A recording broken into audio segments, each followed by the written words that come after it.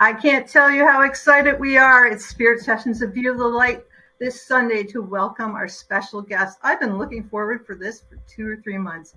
And I have Pam Grout on Spirit Sessions of View of the Light. And Marla, can you say just a few things about being a super fan of Pam Grout and why you're on here today? Oh, yeah, I'm very excited to be here because Pam Grout's book, Think and Grow Rich, was very instrumental in changing my life for the most positive that I've ever experienced. I have angel bumps right now just speaking about it. So super grateful to be here with her. Pam Grout, would you introduce yourself, please? Oh, me to introduce myself. Well, I'm just thrilled to be here. I love speaking with people of the light, and I know you guys are, so I'm grateful to be here. To introduce myself, I'm just a human being, really hoping to live from my highest self, to channel the light that we all are. And I feel like my highest aspiration is usually just to get out of I know mind, to get away from I know mind. The more I can release anything that I've learned in the past, anything that I think I know, the more spirit can come through, the more the light can come through. So, I mean, people like to know what is your, thing in the world. And I'm an author. I've written 20 books. Well, actually, I guess if you call ESquared the second version, I've written 21 books now. But anyway, 20 books. And I've always been a writer. I've done a lot of travel writing. I've just lived a very, very blessed life, partly because I know about this light that we all are. And I've been able to do the thing I love. I feel like all of us are creative. In fact, one of my books it's called Art and Soul Reloaded. And there's a test in there about, there's the LSAT test to see if you're, can get into law school, the MCAT for med school. But here's my test of, are you creative?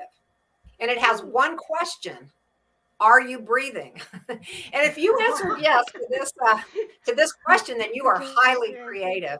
So that's one of my big things too, is to kind of channel, to be a satellite dish for creativity, because we all are creative and we're all here to expand the glory of God, right? Or the glory of the dude, or whatever you want to call it. So anyway, hope that's a good enough description.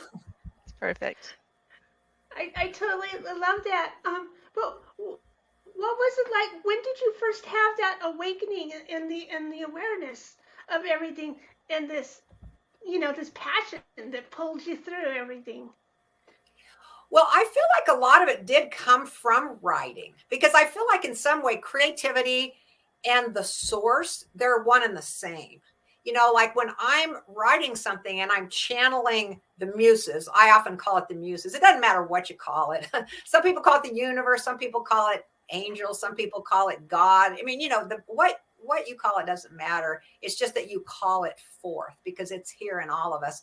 But I would say I probably got into more the spiritual type, path in life was through my writing and through always seeking to be creative and seeking to express myself. So I'd say that was kind of the path that got me there. I actually did grow up in a traditional Christian home. My father was actually a Methodist minister, and I did follow that path for, you're always going to follow what your parents tell you to when you're younger.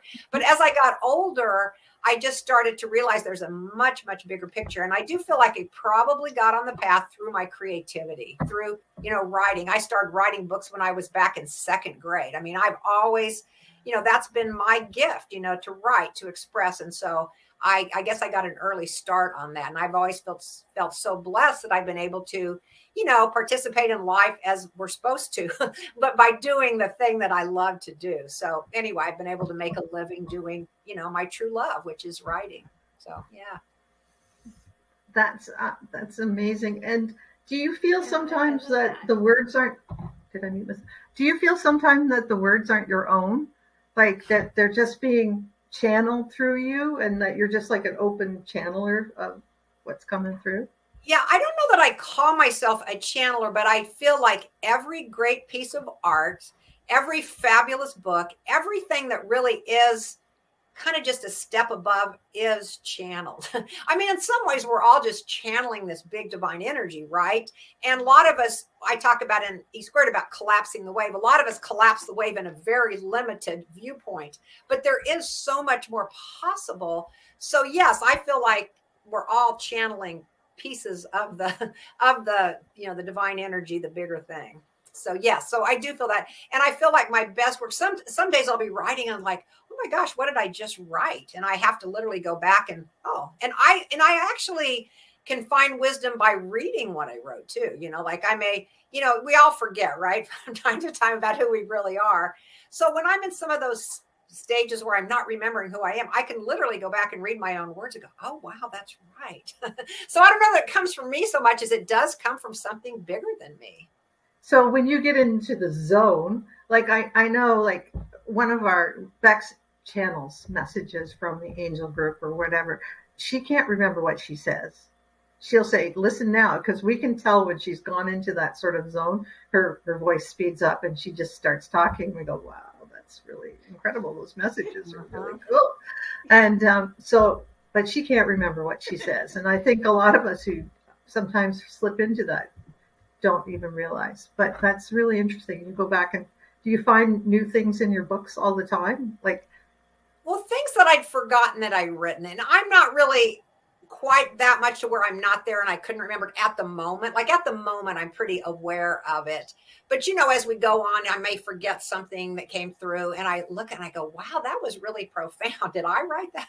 And I don't even take claim for authoring it as much as I really feel like I'm just here to be, a satellite dish, the secretary, that writes down, what the dude wants me to write down. So I do have a real sense of that, but it's not like I go away and something else comes here. I feel like it's kind of a joint effort, using the skills that I have with expressing, maybe a message from the higher thing. And one thing I've noticed interesting, I'm a big journaler. So every day, I write in my journal and I'm just, chicken scratching out whatever, dumping thoughts in my head. But every now and then I'll notice that my handwriting slows down and I start printing something. It's like, oh, and a lot of times that is something that's maybe, at least it's saying, pay attention to this, So I do notice that, which is kind of an interesting phenomenon. I'm just writing away as fast as I can. Then all of a sudden I'll be printing. And because my handwriting isn't always so legible, even to myself, it's like when it's printed, oh, okay. When I'm writing it with a pen and I'm printing it out in block letters, okay, then I can't miss it when I go back and read it, that this was something I needed to remember, something that either might be, significant for me or something that I need to write in a blog post or something that I need to, pass on in whatever form it might be. I just love the fact that in your books, you give people experiments or action points or something to do, not just listen to. I just love how at the end of every chapter and in ESquared that you are given an assignment to do homework and that proves what you've been saying. So you can put the words in. It's not airy fairy stuff. It's like, here I can go and I can go try this. And then I can see if it's bull whatever or not. Or it's like, wow, that's really true. Like, and how many sunset beige trucks do you see? Well, if I look out my window right now, I'm looking right at one, but never noticing it. And part of, I think, what your experiments or E2 says is start noticing the world without, instead of just always being in your head listening to those same negative thoughts over and over again. I don't know, maybe. What do you guys think? Yeah, so true. So true that we are connected to everything and everybody. And then we tend to animate into our life whatever we're putting our attention upon. And that's really why these experiments work, because we're putting our attention, we're kind of moving from problem state, which is the way most people live their lives, in problem state. And then we're moving into possibility state. And when we're in possibility state, we're able to see more of those connections and those signs and all the gifts that the universe is constantly wanting to bestow on us. Yeah, problem state is a lot of things that we do. Like people say, I live from paycheck to paycheck. Right. Instead of, so there's a thing where we want to manifest more money, but we're always, I've got all these bills and I have to pay them. But how do we do that? What's the one of your, from the Course in Miracles to Thank and Go Rich to E2, you talk about this. What is your advice for people on this? How well, do you get out of that? It goes back to, what are you placing your attention upon? You are going to animate into your life what you're putting your attention upon. And if you're putting your attention upon, oh, I'm living paycheck to paycheck, well, the universe hears that and seconds it. The universe is literally just reacting to what you're putting your attention upon. So when we take our attention off of these limitations, I mean, basically a problem is a limitation. There's no reason tomorrow has to be the same way today is, except that we keep looking at the world through the limitations that we have created for ourselves. We've collapsed that way, to use the quantum speak, of this particular reality, when there's such a bigger reality that's there. We just have to uncollapse the wave and kind of get in more into possibility state. And then all kinds of miraculous things will be seen by us, will be shown to us. So really the experiments, as much as anything, are just a way to get people to pay attention to different things. The kind of principles I talk about in this book, they're true all the time. I mean, they're just true. That's the truth. But people are not paying attention. They're focusing on the paycheck to paycheck, or the, whatever problem that they feel like they're trying to escape from. Even when people are doing all these affirmations and things, that's like saying they don't have it now. So that's why gratitude's so important, because it's like you're acknowledging, I am, blessed beyond measure. When you look around and you see all these amazing things, you see the abundance of the universe, that's what's going to show up in your life. So it's basically changing your attention from lack and limitation, which is not the truth of the world, into what is the truth of the world, which is abundance and kindness and love and light.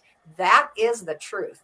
And when we're connected to source, that's all we see. But we often do, focus on these little tiny collapsed waves of problems in this world that we think is our world, which is just a small piece of it.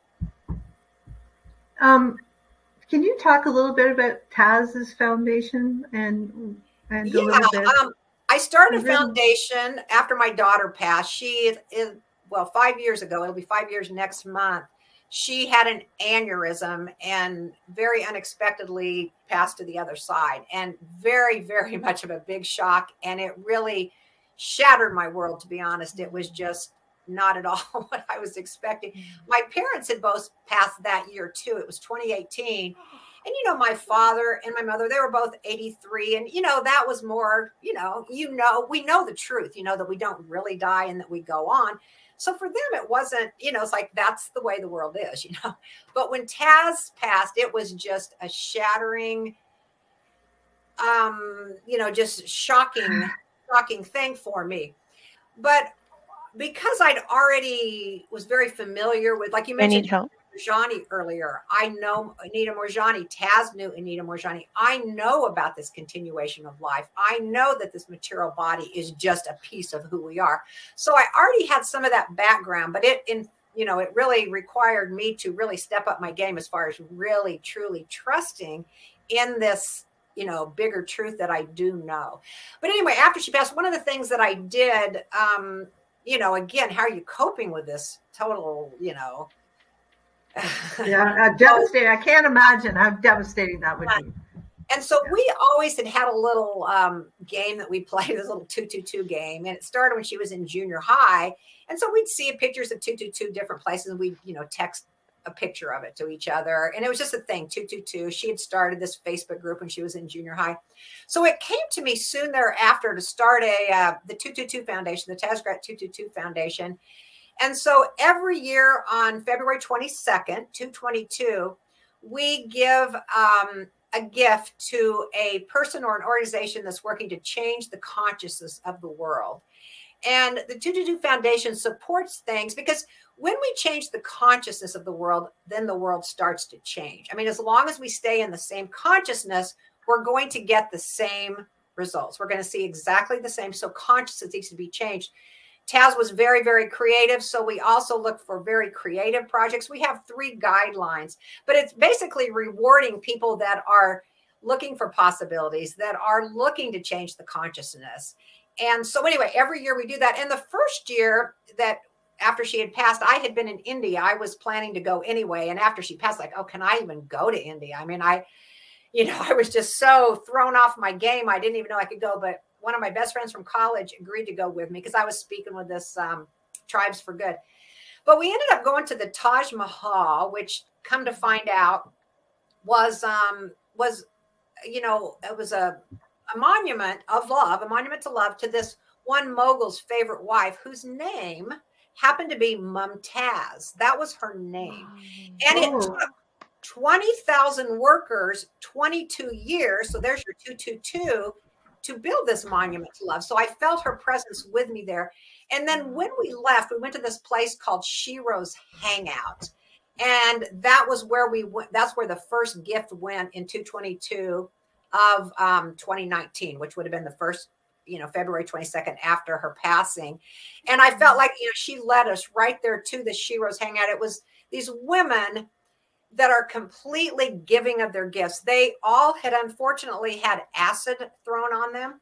In India, there's still a tradition where, the husband gets mad at the wife and he decides to throw. I mean, this doesn't happen all, but it happened to these women.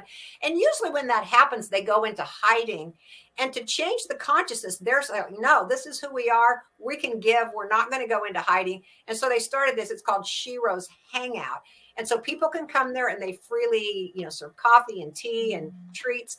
And they were in the process of moving to a new location. And so the grant for 222 went to them to, build their new space when, what they were moving to. So every year I feel like I've been led by Taz in where to, give our donation each year in 222. Like there's a place called Taz's Hot Dirt up in Canada that does regenerative gardening. And then they, give the stuff away to people that need produce. So it's, a continuing project. So we've just rewarded every year different projects that are supporting changing consciousness. And that is how we change the world. Absolutely. It's those little positive things, that grassroots projects that do change the world, for sure. And I always think that how devastating that would be, and what kind of a test you had to do to go through, like, oh, now I have to apply all those principles that I've been telling everyone else to my life again. And seems kind of a cruel twist of fate, but not really, because you had all that to kind of hold you up at the same time, right? Well, I have such gratitude that I got to be a mother. I was 37 when I found out I was pregnant. I was not married. I mean, I could very well have been this age that I am now and not have been a mother. I mean, that wasn't, the path that I thought I was on. But again, the dude has a much bigger picture for us than what we conceive of ourselves. So I feel such gratitude that I did get to be a mother. I got that opportunity. And I got to be Taz's mother, because she really was, I mean, from the beginning, she was just this amazing person. And I got that opportunity to be her mom. So that was just such a blessing. And to this day, she still sends me signs. I still feel very connected to her. I'm still her mom, and she's still my daughter. And, we communicate in different ways now, but she's very much alive in me and in my life. So yes, it isn't what I would have planned. It wasn't what, I would have chosen ever, but it, has led to, the state I'm in right now, has led to more growth and love and gratitude, which is what, the world is meant to do, to lead us toward more expansion and love and gratitude. Yeah. It's nice to know. What, Marla, have you got a question for your hero here? Well, I was just I'm kind of curious, like, what one experiment, 'cause for me, the experiment that really has been super powerful and life-changing was the one we spoke about before the show went live, about the daily gratitude practice, 3 new things every day, writing it down. And now I've been doing that for about 6 years and seen my life change tremendously. So I'm just curious if you've heard or if you've seen in your life one specific experiment that consistently people are always saying, like, this one is the go-to, like, this is incredible. Yeah. Well, when the book first came out 10 years ago, I'm sure over the 10 years, I've probably gotten more than 1 million emails. And they usually start with, OMG, you're never going to believe this. I mean, that's what they often start with. So I have heard so many stories. So, I mean, these amazing miracles. I mean, things that, in fact, in EQ, which is kind of the follow-up book that had 10 more experiments, I had a chapter called, well, duh. Meaning, because we think, this is such a miraculous, amazing thing. Well, no. Once we realize this is the state of the world, this state of miracles, miraculous living, possibility living, that is the truth. So the well duh parts come from, hey, we're moving out of that collapsed wave that we believed is the way the world is, that we have to struggle and that life is always hard and that, you know, love and joy isn't available every moment in every person. I mean, these are all, you know, games we play with ourselves, but it's not the truth. So I guess, you know, my passion in life is opening myself up to more miracles and also, you know, sharing that with other people. I don't consider myself a teacher. Like some people call me a teacher. Like once this book became big, people started inviting me to come speak and give workshops. And I'm kind of like, well, I'm not really, you know, a teacher or a workshop giver. I mostly just kind of write in my blog posts about what happens to me or what I believe. And if other people happen to dig it, hey, that's great. So I'm very grateful for that. But I don't think of myself as having, you know, lessons to teach other people necessarily. I do want people to realize that the world is a whole lot bigger than that little voice in your head that's telling you you can't do this or that you're a limited person or that the world is scary. If you listen to that voice, you know, you're going to create the world that a lot of us have created up until now. Right. So your day job is a very arduous one. You're a travel writer. So I know it must be arduous traveling sometimes because it is. I understand that. But tell us when you decided to manifest that little. Well, it's really interesting. A long time ago, when I first kind of heard about manifestation, you know, I had gone to this class. It just appealed to me. It was called Love is Letting Go of Fear. And it was Gerald Jampolsky. It was all about, you know, focusing more on the love. But I also, at that time, the teacher that taught that class was teaching about manifestation. So I had written down a few intentions for myself. And one of them was to be a world traveler, to be a kind and loving mother. I mean, I had these intentions and they've all, of course, come true.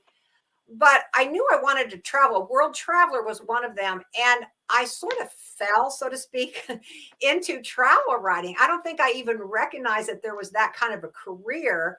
But I think the universe said, hey, if this girl is going to travel, we're going to have to figure out another way. Because, you know, most people think, oh, I want to travel, so I'm going to save up money. I'm going to work really hard to save up money. Well, that's one possibility. Of course, you can do that. That's one way to travel. Or you can become a travel writer where you get invited literally all the time to come to these really beautiful places and be taken to the best hotels, the best restaurants, the best things to do. So I've been very blessed to be able to see the world as a travel writer. But again, it kind of just happened to me. I had sent a query letter off to Ladies Home Journal, and it was just about being a freelance writer, because at that time I was already a freelance writer. And I mentioned in there that I had just come back from Jamaica, and I'd done a story about that, and that I had been picking coffee in Nicaragua, and I'd done a story about that. But at that time, I didn't call myself a travel writer, but she called me up and she said, where are you going next? We need a travel series. And I'm like, well, I wasn't at that time going anywhere, but a friend of mine was going to Tampa. I said, I'm going to Tampa. You know, you never say no to an editor. And so she says, okay, I need 1,000 words, and, you know, gave me this assignment. So I called my friend and go, can I go to Tampa with you? And so I went and did the story on Tampa. And then from there, I found out that once you get assignments like this, you will get invited all these places. I mean, I literally been all over the world on someone else's dime. So I've been very, very blessed. I'm not as focused on travel writing lately. I haven't been doing as much travel writing, but it's been just a blessed life. I was able to take Taz all over the world. I mean, she had been to 40 countries in her 25 years, which is pretty incredible for a person who's 25. And of course, I've been, you know, even more countries than that. And I feel very, very blessed. You know, you realize the world's a lot smaller than you thought it was, and that people are exactly the same wherever you go, despite, you know, these collapsed ways we believe that they're others or they're different than us. That's not true. But, you know, you have to get out there and meet these people till you realize that we're all the same. We're all just beings of light and love, right? And we have so much to be thankful for where we live compared to some places. And it's like, they're very thankful for their lives. And then we look at our lives and go, oh man, like they don't have this or they don't have that. And you say, wow, they're just as content and happy. And, you know, they have a whole different way of being than we do. certain customs, and it's so interesting. Even in other parts of Canada, it's interesting to see how everybody lives because it's a big country. So it's like, I mean, when you travel over the United States, you find differences all across the country too. So of course, yes, because you can say, I'm not in Kansas anymore. I just wanted to use that one. Sorry, I've been waiting all day. So no, it must be awesome. Yeah, that would be my dream. I've been to every province in Canada except for 3 now, and those are on my list. So I'm waiting. Yeah, Canada's such a beautiful country. I love Canada. Yeah, I love the north of Canada. So I love way north. I mean, talking Baffin Island north and Bathurst Inlet. I love up there. But it's awesome. I just was so your next book, what are you working on your next book? I know you said you were working on it. Well, I've been working on this book for a while. It kind of comes and goes to me, and right now it's currently, that's what I was working on when I was in Spain, in the afternoons. I certainly was out enjoying myself in Spain, but I would work every afternoon. And it's a book I'm currently calling The Ego's Playbook. And it's sort of like, how a coach makes up these diagrams of how he's going to beat the opposing team. So basically, it's kind of a humorous look at what the ego decided to do. I'm a student of A Course in Miracles, and we talk about the ego, that voice in our head, that thing that keeps us, that collapses the wave of this other, way the world looks. Well, that's the ego. And so what the book is, it's like 21 strategies that the ego came up with to own humans, to keep us from recognizing our authentic selves, from knowing who we really are. And I had this book idea a while back, and I've worked on it off and on for some time, but it's currently, the one that I'm working on now. I've also worked some on a book about staying in touch with people on the other side because of so many, experiences that I've had with Taz. So, I'm just the satellite dish. I'm just here to write down what the dude, the spirit, the muses, whatever you want to call it, has me write down. That's awesome. I love that idea about the ego, because oftentimes we learn best what we want by seeing what we don't want. So it's like an opposite way of learning how to do that, saying, oh, if that's what it's doing, then I want to do the opposite. So that's a great way of going for it. What do you think, Teresa? What do you think about, if you've got a question about your money thing? No, it's all too many words locked here. I don't think I can get all that out of my mouth. But I've been working so long on I'm even a manifestation law of attraction coach. I've been working on this so long. And then Marla had a really neat class, and things started clicking in me. And then we've had different guests, and things are all start clicking. But it's like, I'm tired of clicking. I want it done clicked, I want it to go now, and I'm tired of being in my own way is what it is. Yeah, well, even little things like, I talk a lot about my past. Oh, go ahead. Sorry. Well, she's lagging a bit, I think. Oh, no, my thing is lagging, and so it's just hard to talk. Yeah, so go ahead. Oh, well, just even listening, like you said, you've been working on it, or I'm not quite sure how you word it, but one of the things I like, just little wording things can make a difference.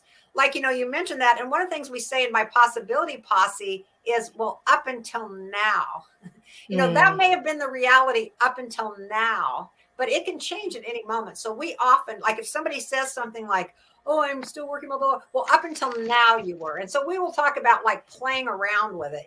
Just the little wordings can make a difference. We just want to, or my goal, I guess, is to, tear holes in that wall that we put up from that abundant flow. Just any time we can punch a hole in there, and little wordings, things like that, getting together with others like this.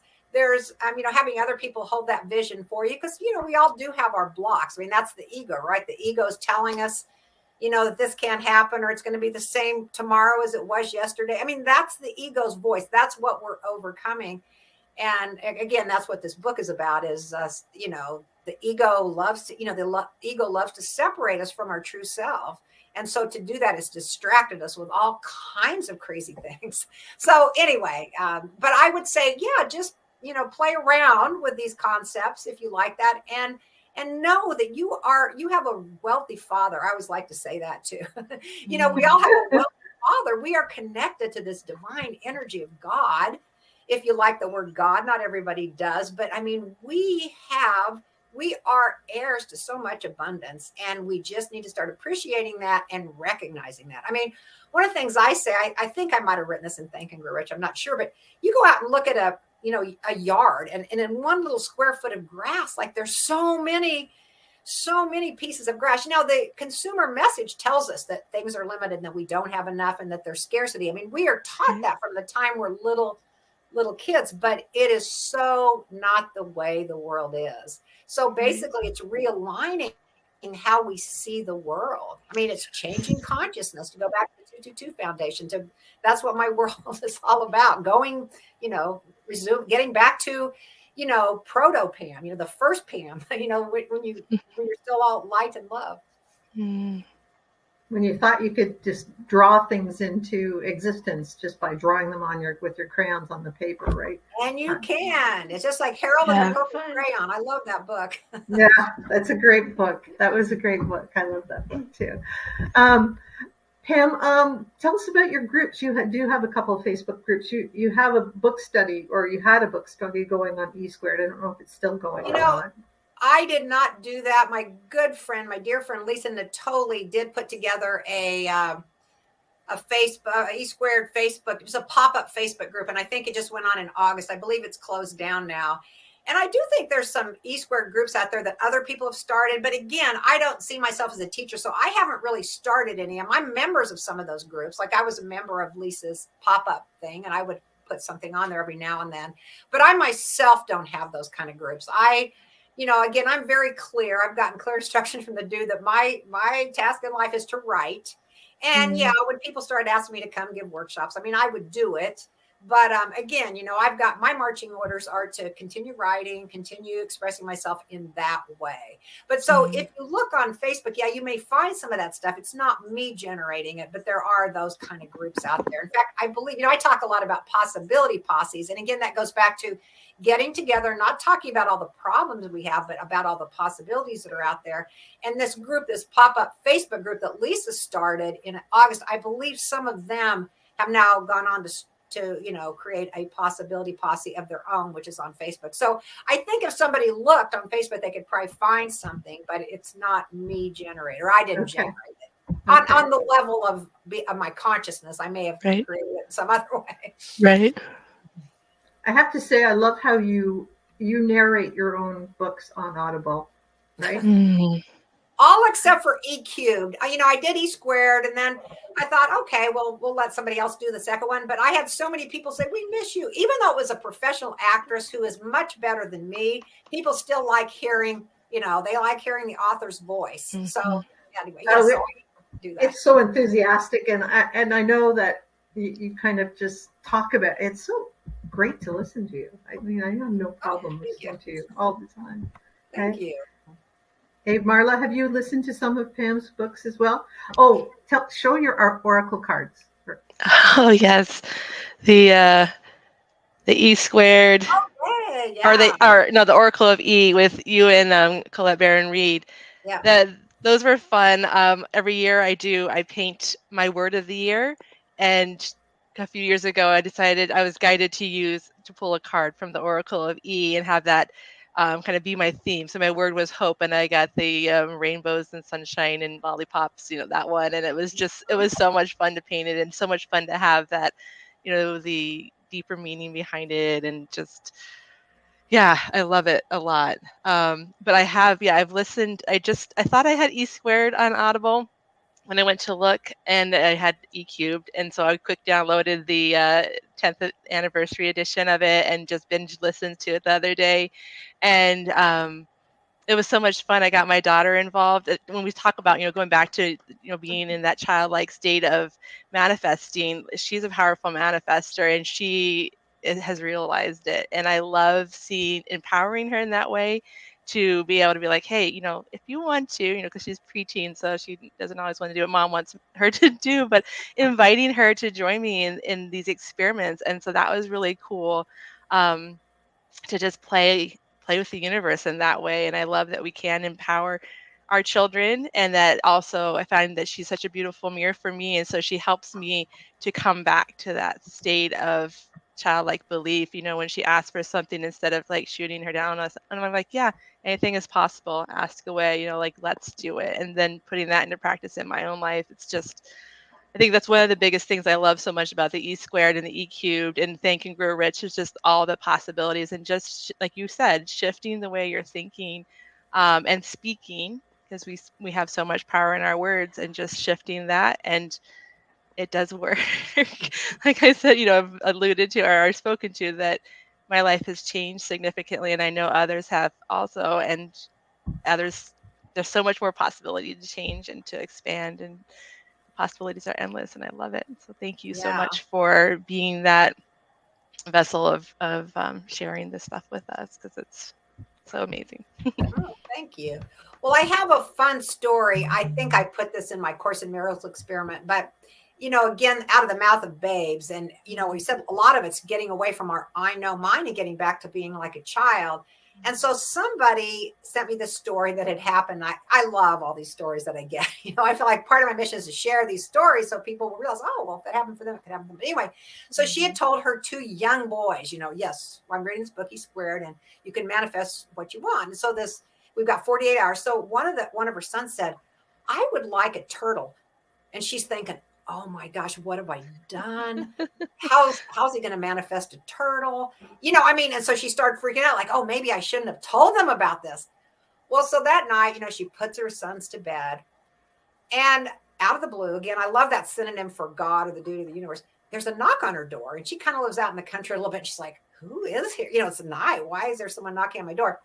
Well, and then it was a guy that somehow was a friend of somebody. I can't remember exactly what it was, but it was a guy that worked for the highway department. And he comes up and he goes, I found this turtle yesterday, and I thought maybe one of your boys might like it. And so she said, why did I even doubt, or why did I even think this couldn't be a possibility? Yep. Yeah. And I just listened to that story. Oh, you did? Reading it this morning as I was making soup. But it's so awesome. Like, and I just loved it. I love that story. That's so cool.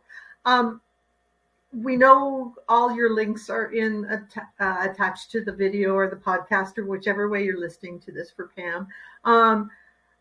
Teresa, can you give Pam the 3 questions that we have for this, and let Pam get on with her very super busy, amazing, wonderful life?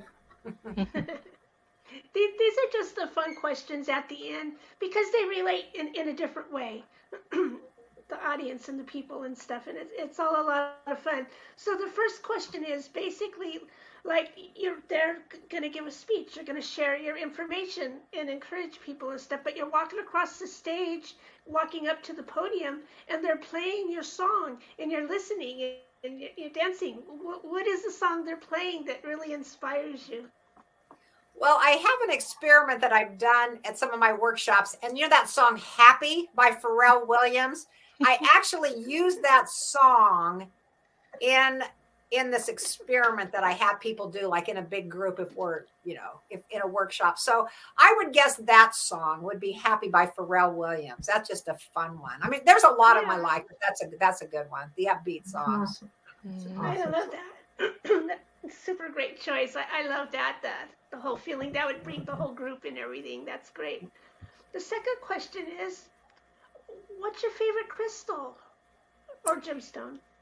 Well, I love crystals and gemstones. I haven't collected them a lot, but I think amethyst is a crystal, right? And I believe that's my birthstone, so I'm going to say amethyst. So yeah, that's really good for lots of things. I thought I had one right here. I always have to keep them so my kitty don't get them. But that's cool. So the last question then is just a form of soft disclosure. person to person. Have you ever, everywhere you've been, all the places you've been, have you ever seen anything like, a UFO or something of a contact of sorts that you like, whoa, that's something there? Well, I feel like these other beings are around us all the time. Mm-hmm. And I've seen a lot of things in the sky that very well could be a UFO. And it's really interesting you ask that right now. There's a thing in the Course in Miracles. They say, as you let go of, your training, the collapse wave of what, you believed the way the world is, you start seeing light, just in your vision field, you'll start seeing little things of light. And I didn't even, the other day, I was like seeing these little visions of light. And I was thinking, I didn't even think about, oh, this is maybe what the Course in Miracles is talking about, until I was talking to a friend of mine who's also in the Course in Miracles. I thought, oh, wow, that may be what the Course in Miracles is talking about, where you start seeing these flashes of light. But I will. Oops. You got so high-vibed. Hopefully she'll be right back. That happens. Did everybody see the little 2340? If you take a look, you'll see a nice orb go past beside Pam. 2340. Yeah, 2340. You guys will have to check that out. Pam hopefully will be back in a second. I think she just blew up her internet with being so high vibe. Oh, she's back in. There she goes. Let's add her. Okay, we'll add her back in. Just a second. Come on. Yeah. Come on. I'm having a little technical difficulties here, but we'll get Pam back in. 1, 2, 3, 4, 5, 6. Well, I had a manifestation I can share, because I'm not as versed in her work as you guys are. I've been reading it all along. I only recently was able to read that book. And so I knew she's coming on our show. And I'm doing my thing. I'm over there. I'm making myself like a goddess shower. It's a body scrub. And I use honey, coconut, and stuff like that. And I brought I put muses. There she is. Oh, you guys, And I am so sorry. about it. I got a little message that your power is running low. And so anyway, I guess that's what happened. So sorry about that, but I'm back. No worries. And I know we're almost to the end anyway. Sorry. No worries. Like, this stuff happens and we never get very, very too excited about it at any time. We'll pop in and out, and we've had things blow up on us just from energy. High vibe energy comes in. And look, you have more light coming in right now. I love how you talk about more light coming in, and a very good experiment was that for my husband and I, who has a hard time sometimes grasping all this stuff. We were out, and I said, there's northern lights out tonight. And he says, oh, I can't see anything. I said, see, you can just see a wave. And I took up my iPhone. It has that 3-second, at night, and you could see all the colors. But in front of you, you couldn't see it. But with that 3-second exposure, you got all the colors, and it's like, I can't see it with my eyes, but I can see it here. So it really exists. And that's it. I said, so how much other stuff don't we see? Because our human eyes can't capture it or at this vibration. Yes. And I thought that was pretty awesome that you're seeing light, and I was seeing orbs behind you at 2340. I said, I took a note of the time. So when you come, you can see your little orb flashing past you. Oh, so awesome.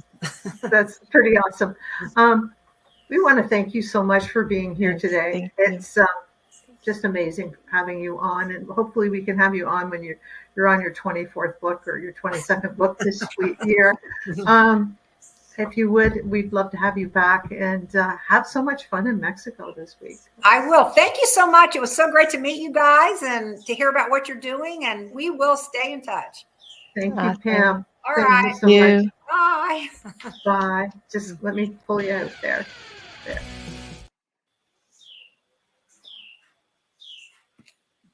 My tech.